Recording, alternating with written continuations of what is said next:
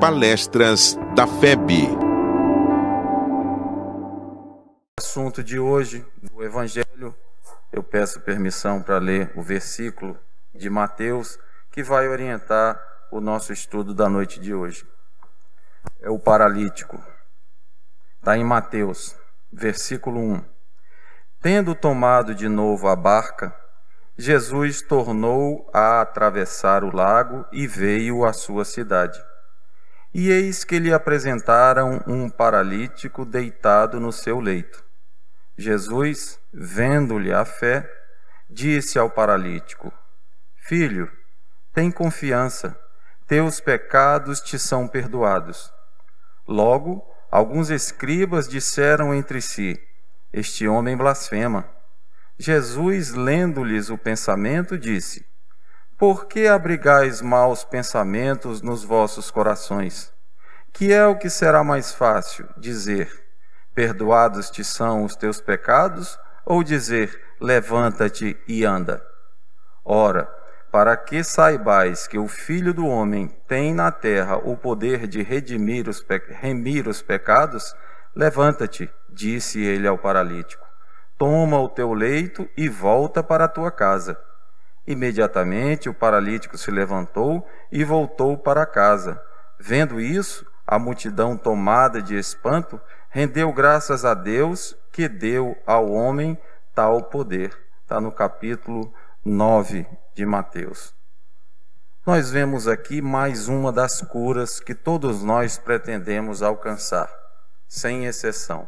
Nenhum de nós deseja manter em si próprio qualquer tipo de desequilíbrio, qualquer tipo de doença. Pelo contrário, queremos nos manter saudáveis. Assim também éramos à época de Jesus. Procurávamos resolver as dificuldades e aquele que aparecia com um dom de auxiliar e, no caso, de curar, era sempre requisitado. Muitos procuravam, e isso já acontecia com Jesus, porque já sabiam as pessoas das curas que ele realizava, e muitos o procuravam. Essa é mais uma das passagens em que ele apresenta aquilo que todos nós queremos: a saúde, a paz que nos dá sabermos que temos uma ferramenta útil para ser utilizada, mas ela deve ser utilizada sempre com discernimento, para que nós possamos utilizar o nosso corpo, que é essa ferramenta, em proveito do Espírito. Porque mais dia, menos dia, todos nós sabemos, deixaremos o nosso corpo de carne, que se transformará, e nós permaneceremos em espírito. E o que aprendermos como espírito, isso sim é o nosso patrimônio. Não nos abandonará. O nosso corpo, as nossas posses, a nossa casa, os nossos títulos ficarão. E conosco permanecerá somente aquilo que tivermos aprendido. Nós estamos no caminho, no exercício, e matriculados em um curso onde não haverão desligamentos, num curso de perfeição. Todos nós estamos fadados a alcançar a perfeição. Chegaremos lá mais rápido ou mais lentamente na contagem do nosso tempo, quanto for o esforço de nos afinizarmos com as leis do Pai.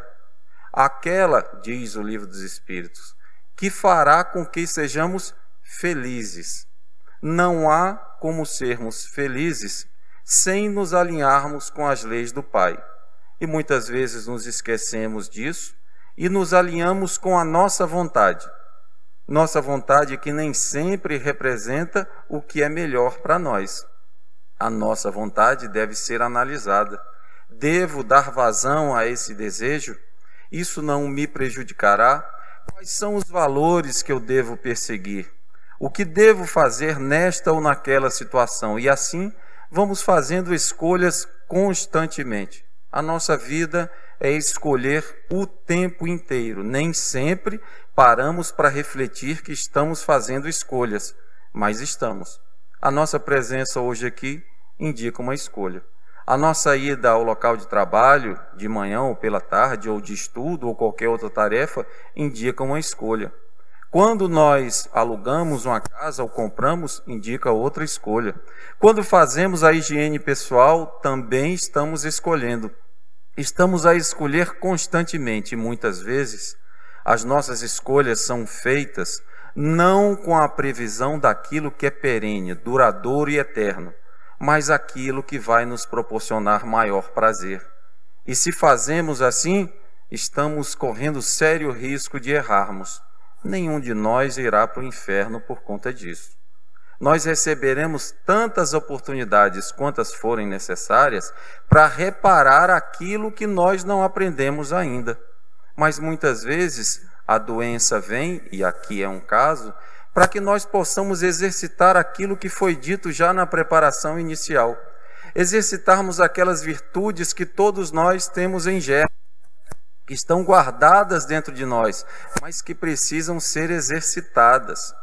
Lei do uso e desuso que a gente estudava lá nos bancos escolares, na minha época se chamava primeiro grau, acho que já mudou umas 2 ou 3 vezes, mas a lei do uso e desuso dizia que se nós utilizássemos, por exemplo, um músculo, ele se desenvolveria. Se nós não utilizássemos, nós teríamos o contrário, a atrofia. E isso a gente pode observar muitas vezes nas academias de ginástica. O pessoal que faz muito exercício desenvolve os músculos. Aquele que nem tanto, não conseguem desenvolvê-los com tanta facilidade. Mas os músculos que nós devemos desenvolver são aqueles do espírito. Porque já sabemos que, mais dia menos dia, somente ficarão conosco esses músculos do nosso espírito. E quais são esses músculos, se não as virtudes que todos nós, sem exceção, temos como germe dentro de nós. Fomos criados simples e ignorantes, nos informam os espíritos, mas certos de que, pelas experiências, nós estaríamos também sujeitos à lei do progresso. Lá na 3ª parte do Livro dos Espíritos, não há ninguém que possa obstar à lei do progresso. Quando muito, poderemos atrasar por algum tempo, por incúria, má vontade, preguiça, mas em alguma época nós seremos constrangidos, entre aspas, a fazermos aquilo que vai nos libertar, que é o progresso. E o que seria o progresso, senão o trabalho contínuo de afinização com essa lei de Deus já citada? Estamos no caminho. Aos poucos vamos conseguindo vencer, não aos outros, não ao nosso irmão, não à nossa irmã, não aquele que compete conosco, não aquele que quer andar mais rápido no trânsito, não aquele que quer a promoção na nossa frente, mas a nós próprios. Nós viemos na presente encarnação com um objetivo único, de vencermos a nós próprios, de nos tornarmos melhores, de sermos mais pacíficos, mais tolerantes, mais pacientes. Aqueles que perdoam ao seu irmão, pergunta-se a Jesus, até quantas vezes devo perdoar? Até 7 vezes, considerando Pedro um exagero já 7 vezes. Talvez ele considerasse que no máximo 2 ou 3. E a resposta de Jesus vem, não 7, mas 70 vezes 7. Também não são 490 vezes. São tantas vezes quantas o nosso irmão necessitar do perdão, para que ele se levante, se soerga e caminhe. Mas nessa caminhada, muitas vezes, somos testados pela doença. Todos nós, em alguma época das nossas vidas, nós passamos por dificuldades ou vemos os nossos familiares também passarem por essas dificuldades. Mas nesses momentos, a gente precisa exercitar a fé. E lembrar daquilo que dizia o Chico quando procurado pelas pessoas que traziam as suas dificuldades, não só de ordem física, de doenças, mas quaisquer que fossem. E ele dizia, meu filho ou minha filha, a nuvem não permanece sempre no mesmo lugar.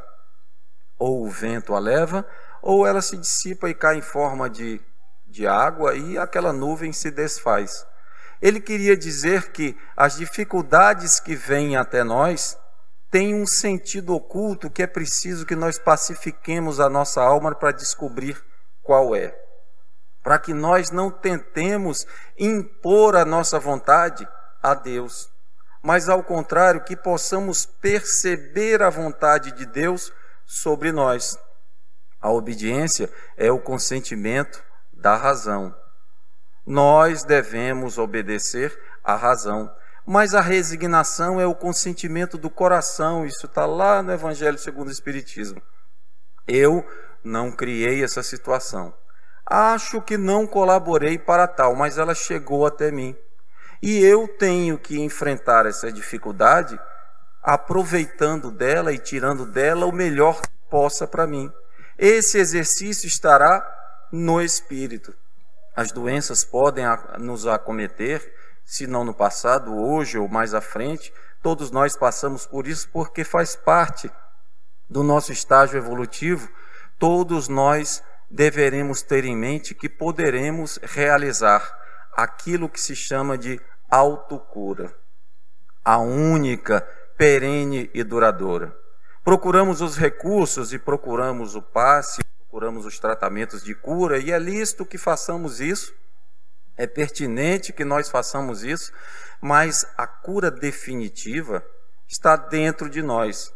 De que adianta procurar um trabalho de cura se depois eu volto a reincidir nas mesmas dificuldades que geram aquele desequilíbrio? De nada adiantará.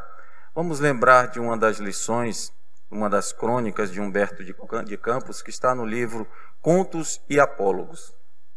Lá, Jesus conta que ele iria fazer uma explanação, iria explicar e dar os conceitos da Boa Nova para as pessoas. E aí, naquele momento, os apóstolos chegam até ele e dizem: mas mestre, não seria melhor inverter e fazer os trabalhos de cura antes da pregação? É tão difícil a gente se concentrar sentindo dores, sentindo dificuldades. Não seria melhor inverter essa situação? E Jesus, atendendo ao pedido dos apóstolos, faz os tratamentos e cura as pessoas que se apresentaram e deixa para fazer a explanação depois. Depois da última pessoa que recebeu o tratamento, Jesus sai do local onde ele se encontra e procura aqueles que iriam assistir à sua explanação. Conta-nos Humberto de Campos que não havia mais ninguém.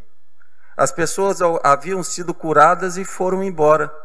Não ficaram para escutar aquilo que era a mensagem libertadora, que seria a afinização de cada um com a sua própria consciência. Onde está escrita a lei de Deus? Lá no livro dos Espíritos. Respondem os Espíritos: na nossa consciência. Portanto, nós não poderemos alegar desconhecimento dessa lei. E a infração a essas leis pode gerar dificuldades para nós. Nem sempre as doenças vêm por conta disso. Às vezes é uma oportunidade de exercitar. Consideramos sofrimento, mas nem sempre é assim. Muitas vezes é uma oportunidade de exercitar aquilo que vai nos libertar. Jesus diz: conhecereis a verdade e ela vos libertará. O que o mestre está dizendo? Que não é só o conhecimento. Muitas vezes nós achamos que conhecer livros dos Espíritos, o Evangelho ou alguns compêndios religiosos, nós já temos o conhecimento. Mas é preciso ir além e fazer com que aquele conhecimento se torne uma prática de vivência. Porque a incoerência entre o que a nossa consciência nos manda fazer e o que realmente fazemos vai gerar um desequilíbrio em nós. Um desequilíbrio que pode se apresentar na forma de uma doença. Vamos lembrar lá do livro Missionários da Luz, capítulo 19. Nós tínhamos ali o atendimento de 10ª vez. André Luiz nunca tinha ouvido falar e pergunta ao instrutor, se eu não me engano, Aniceto, o que era aquele atendimento de 10ª vez.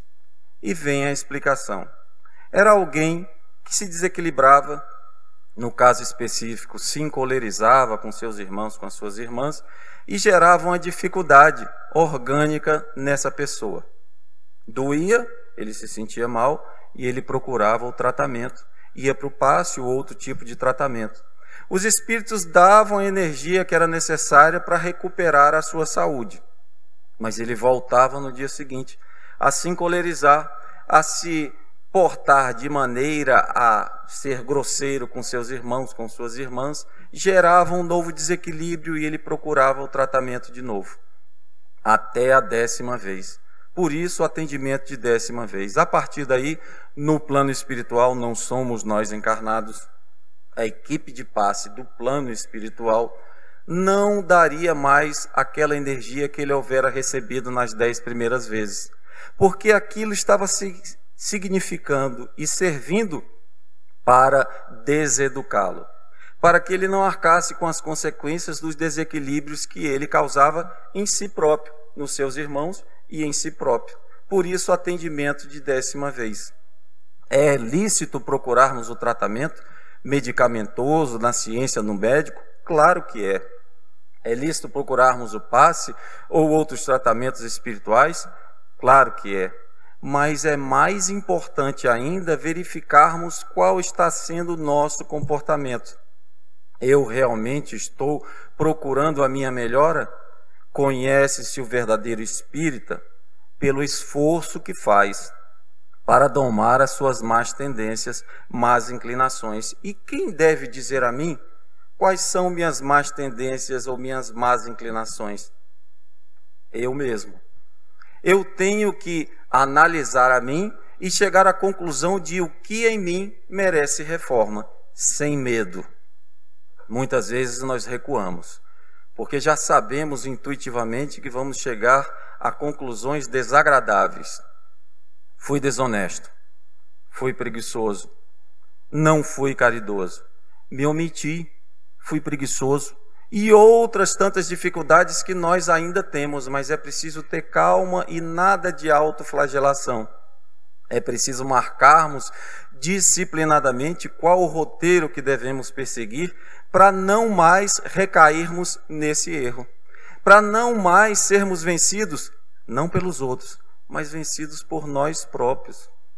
É preciso que nós analisemos, pergunta 919, lá do Livro dos Espíritos, quando Santo Agostinho recomenda que deveríamos fazer essa análise, como ele fazia todas as noites.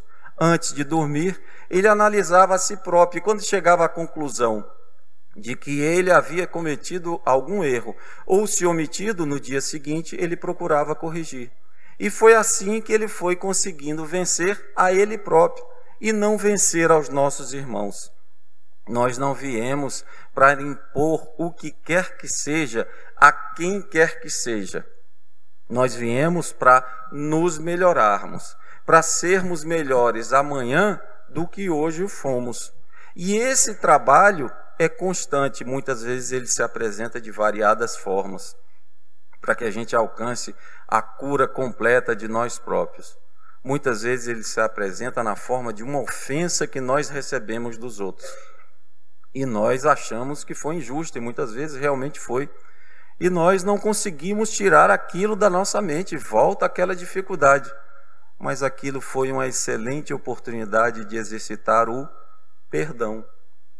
Como é que nós vamos treinar perdão, se não sendo ofendidos, injustiçados, quando alguém nos diz que fizemos alguma coisa que nós sabemos não ter feito? Nós precisamos exercitar o perdão. E quando não conseguimos perdoar, a maior dificuldade fica para nós. Muitas vezes o nosso irmão ou a nossa irmã nem teve aquela intenção, não podemos julgar. Mas nós, por não perdoar, já carregamos aquele peso e não conseguimos ir à frente. Volta à nossa mente aquela dificuldade. E é preciso então vencer ao nosso irmão? Claro que não. É preciso vencer a nós próprios. É preciso perdoar, relevar, deixar para lá e confiar, ter fé na providência divina que vai fazer com que todas as dificuldades sejam ultrapassadas. Nós devemos cumprir o nosso papel e assim nós não vamos nos desequilibrar. Ao contrário, se guardamos raiva, ódio, cólera, mágoa, ciúme, impaciência, intolerância, nós estamos nos autoflagelando, trazendo dificuldades para nós próprios. e vamos aos poucos tendo a responsabilidade de perceber o que devemos fazer. O Divaldo Pereira Franco, aqui nessa sala, eu acho que há uns 20 anos atrás, fazendo uma palestra, ele estava falando e exemplificando qual a diferença entre conhecimento e consciência. E aqui ele nos dava o exemplo do médico pneumologista que fuma. Mais conhecimento do que ele tem por profissão, ele é obrigado a saber os males que pode trazer o cigarro, com as 80 e tantas substâncias que, utilizadas constantemente, pode trazer algum prejuízo. Porém, ele se permite fumar. Então, o conhecimento é muito importante, mas além dele, a prática daquilo que nós já sabemos é mais importante ainda. Por isso a doutrina espírita nos diz que fora da caridade não há salvação, porque fora do exercício que nós devemos fazer para vencermos a nós próprios, nós não aprenderemos. Conhecereis a verdade e ela vos libertará, mas não é puramente intelectual. Precisamos educar o nosso sentimento, precisamos nos educar e nos alinhar com aquilo que vai nos libertar, e nos sentiremos fortes quando o fizermos isso. Não precisaremos do elogio ou da aprovação de quem quer que seja, porque a nossa consciência já nos aprova. Ao contrário, se ninguém sabe do que fizemos, mas nós sabemos, e não foi correto, não foi justo, não foi bom, não ficamos em paz. Não conseguimos comprar paz, nem dar paz a quem quer que seja. É preciso que nós nos alinhemos com a nossa própria consciência para manifestar para nós próprios o estado de paz, que certamente nós vamos transmitir aos nossos irmãos, sem tentar ofender ou impor o que quer que seja a quem quer que seja. Aos poucos vamos percebendo que somente a lei de Deus vai nos libertar.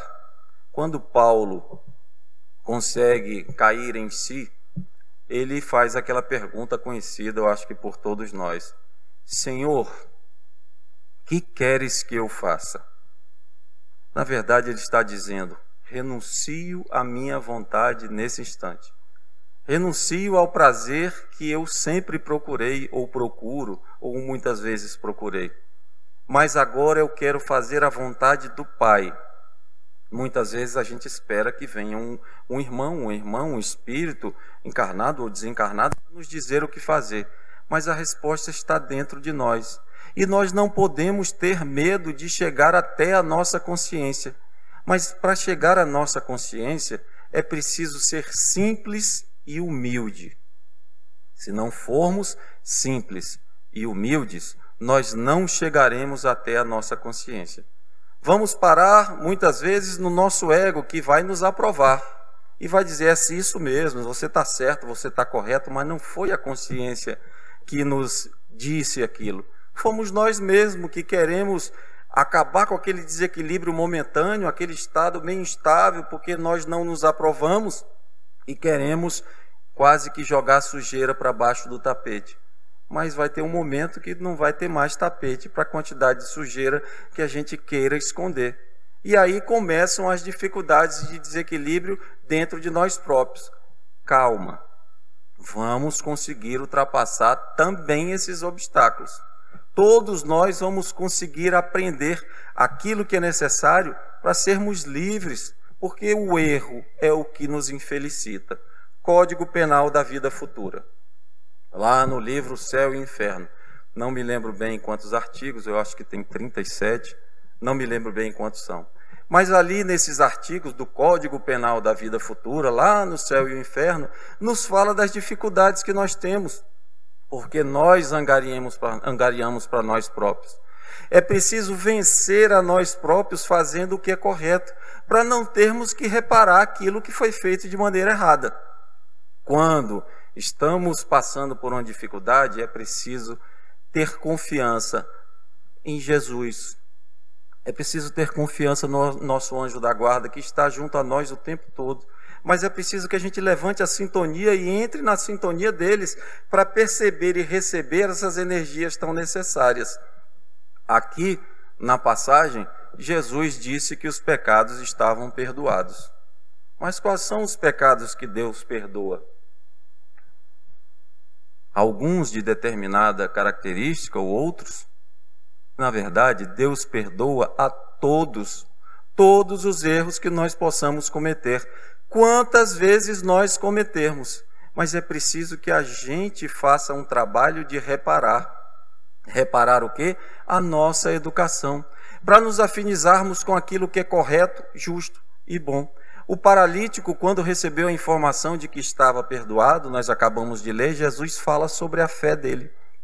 Em outras ocasiões, Jesus também fala da fé e diz, quando realiza as curas, tua fé te curou. Ele está dizendo uma condição essencial para alcançarmos a cura. É preciso ter fé.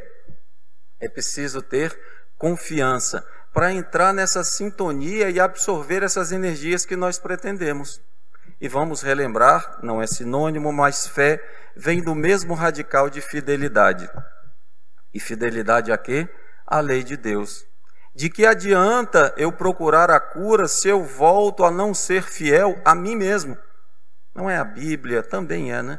A Bíblia, o livro dos Espíritos ou os 4 Evangelhos, mas eu preciso ser leal à minha própria consciência.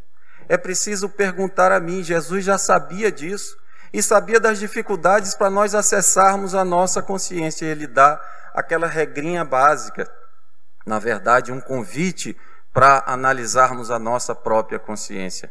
Fazer aos outros o que gostaríamos que os outros nos fizessem.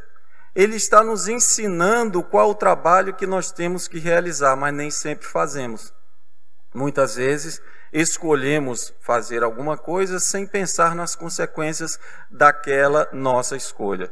Tivemos um chefe no local de trabalho, há uns 30 anos atrás, que repetia sempre que ele achava que 99% das decisões poderiam esperar pelo menos 5 minutos. O que ele estava recomendando para a gente? Calma, tranquilize-se, se torne sereno, analise a situação e depois decida. Porque se você decidir quando está nervoso, triste, magoado, estressado, ciumento, assoberbado, você não vai estar nas melhores condições para fazer a melhor escolha para você e para os outros. Então, aguardar um pouquinho.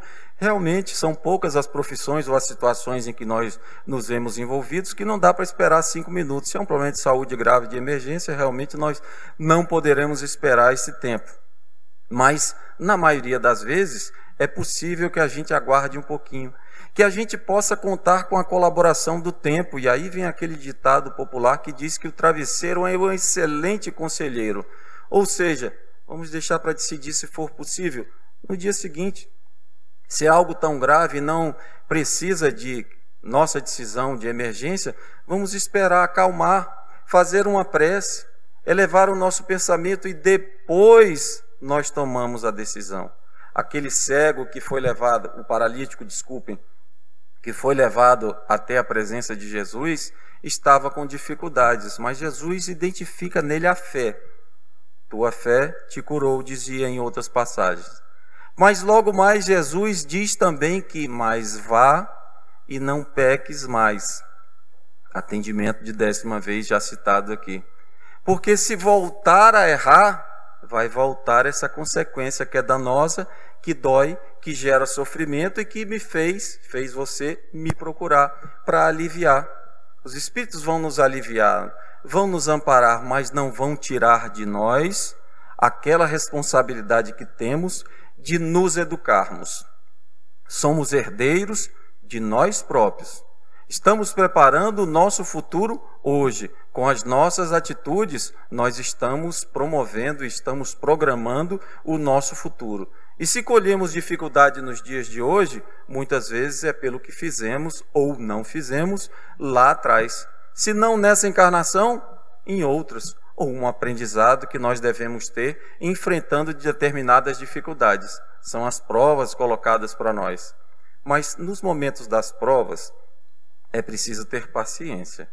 É preciso dar testemunho de fé, para nos alinharmos com a nossa consciência. E aí nós vamos conseguir absorver aquela energia tão necessária. Vamos relembrar de uma passagem do Evangelho, conhecida por todos, daquela mulher que tinha uma hemorragia há 12 anos, procurava os médicos e não conseguia a cura. Já estava gastando todo o dinheiro que ela tinha e não alcançava a cura. Jesus está passando e aquela senhora toca nele e Jesus para, tinha uma multidão, não era só ela, e pergunta: quem me tocou? Senti virtude sair de mim. Os apóstolos do lado diziam: mas como, mestre? Tem tanta gente aqui, como é que nós vamos saber quem tocou? Mas ela diz: fui eu. Naquele momento, Jesus diz a ela: tua fé te curou. Qual a diferença daquela mulher que alcançou a cura e os outros que não alcançaram a cura naquele momento? É que ela estava pronta.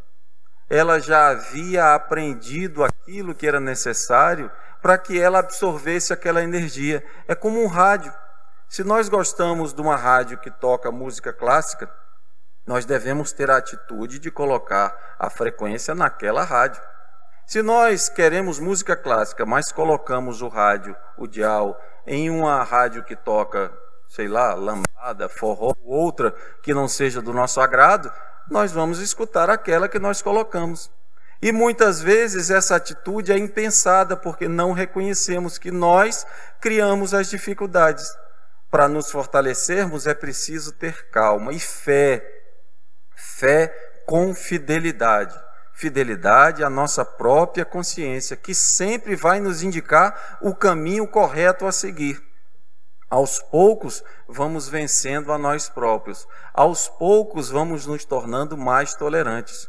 Como é que eu vou aprender paciência? Lendo livros? Também. Mas, mais certamente, lidando com pessoas que me exigem, que muitas vezes estão o tempo todo apontando o dedo para mim, que não me toleram, é com elas que eu vou ter que aprender a paciência. Mas muitas vezes nós cabulamos a aula. De que forma? Estamos no shopping e tem alguém que a gente considera, entre aspas, chato pra caramba. E aquela pessoa a gente encontra no shopping, viu, e ela não nos viu. A gente entra no primeiro corredor para não entrar em contato com ela. Estamos cabulando a aula. Estamos matando a aula de paciência, de tolerância. Aquele momento seria o momento oportuno. Nós estamos sempre no melhor local, na melhor hora, na melhor companhia, nas melhores condições de aprender aquilo que vai nos libertar. Mas se der muita chance, a gente mata a aula e foge da situação que nos libertaria. E muitas vezes a gente começa a dizer que sofre, mas não foi sofrimento, foi uma oportunidade de exercitar aquilo. Quando nós aprendemos a técnica de solução de uma determinada dificuldade, aquilo para nós nem é mais problema. Às vezes nos treinamentos a gente pergunta para o pessoal, para provocar, quanto é que é 2 mais 2? E as pessoas respondem 4. Aí eu pergunto, isso é problema? Na maioria das vezes, quem não conhece, né, já diz, não, claro que não, isso não é problema. É problema sim. Nós conhecemos a solução, a técnica para resolver aquele problema e nem consideramos mais problema. Quando nós não temos a técnica de solução de um problema, aquilo nos deixa nervosos, estressados, desequilibrados. A gente conhece, cada um de nós, fulano ou fulana, tem uma paciência de Jó. O mundo está se acabando e ele ou ela está tranquilo e sereno. Na verdade, exercitou aquilo ali. Se eu não consigo ficar naquele estado e as dificuldades vêm até mim, é para que eu possa vencê-las. Diz a minha esposa que não pede mais paciência. Porque toda vida que ela faz as preces dela e pede paciência, no dia seguinte aparecem tantos obstáculos que ela já desistiu. É mais ou menos isso. Como é que nós vamos adquirir paciência? Por um decreto divino? Por uma varinha de condão? Claro que não. Virá pelo nosso exercício. Então, se eu quero adquirir paciência, eu tenho que esperar dificuldades para que eu exercite aquela paciência. E aos poucos vou me alinhando com a minha consciência. A incoerência entre o que a minha consciência manda fazer e as minhas ações vão gerar desequilíbrios. Quando Jesus cura aquele paralítico, ele é condenado. Os judeus que estavam ali diziam que ele estava blasfemando, porque só Deus poderia perdoar. E ele dá uma demonstração àqueles que ali se encontravam do poder que ele tinha, não para se sentir superior, mas para citar como exemplo. Jesus é inalcançável, a posição onde ele se encontra não é. Todos nós alcançaremos a mesma posição, certamente a que ele estava, já que o progresso não termina, né? Nós somos perfectíveis, mas nós não temos como alcançar a perfeição absoluta. Sempre tem alguma coisinha a mais. Deus é o absoluto. Nós vamos receber oportunidades de crescimento e vamos chegar lá. Todos nós estamos fadados à perfeição, repetimos. Não vai ficar ninguém para trás. Poderemos atrasar, como já dissemos, um pouquinho pela nossa má vontade, mas dia virá em que nós mesmos vamos nos enfastiar, entediar com aquelas nossas ações que não nos deixa plenos. O que é que vai nos deixar plenos? É a afinização com a lei de Deus, não por obediência pura e simples, mas por adesão voluntária, por reconhecermos ser ela a melhor, aquela que vai nos fazer felizes, e aos poucos, quanto mais praticarmos, mais veremos ser verdade, constatação pessoal, não só lida, não só recebida pelos ouvidos, mas nós constatamos que isso acontece. A libertação nossa das doenças depende também do nosso estado de afinização com as leis do Pai. Nós vamos receber essas energias que estamos todos imersos em uma substância, ou nas transformações dessa substância, que se chama fluido cósmico universal. Pelo pensamento e pela vontade, nós poderemos destinar as melhores energias aos nossos irmãos, ou poderemos também endereçar a eles as energias que mais desequilibram.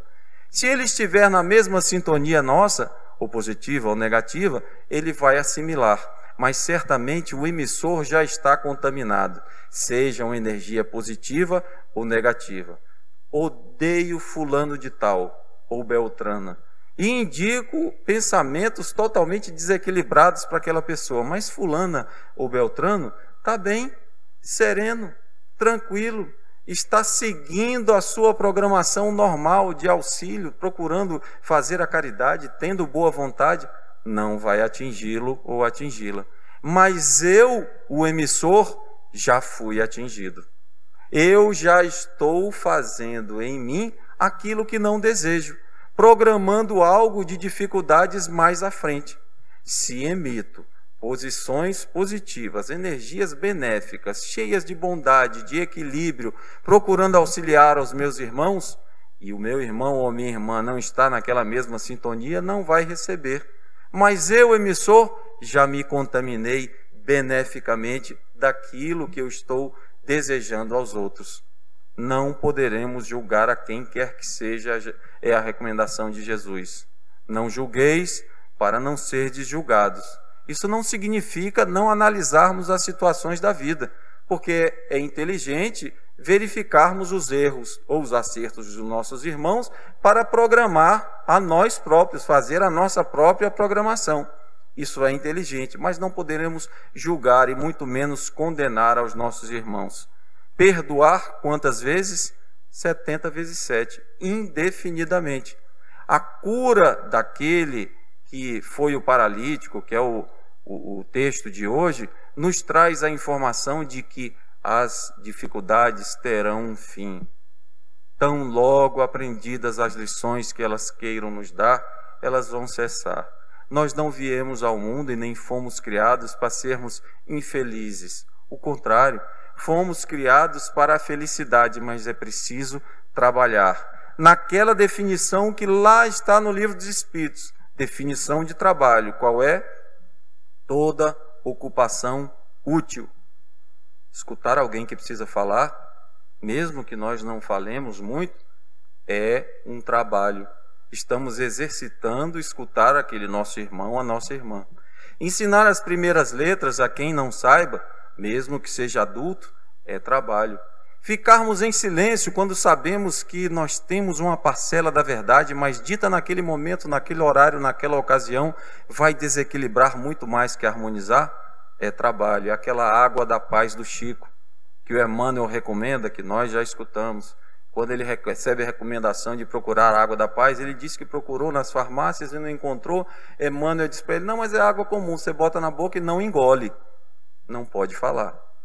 vai ficar tranquilo escutando o seu irmão. Era a água da paz, para que se restabelecesse o equilíbrio nas situações em que nós possamos nos encontrar. Então, um copinho d'água, quando a gente quiser falar alguma coisa que vai desequilibrar, bota água na boca e não engole.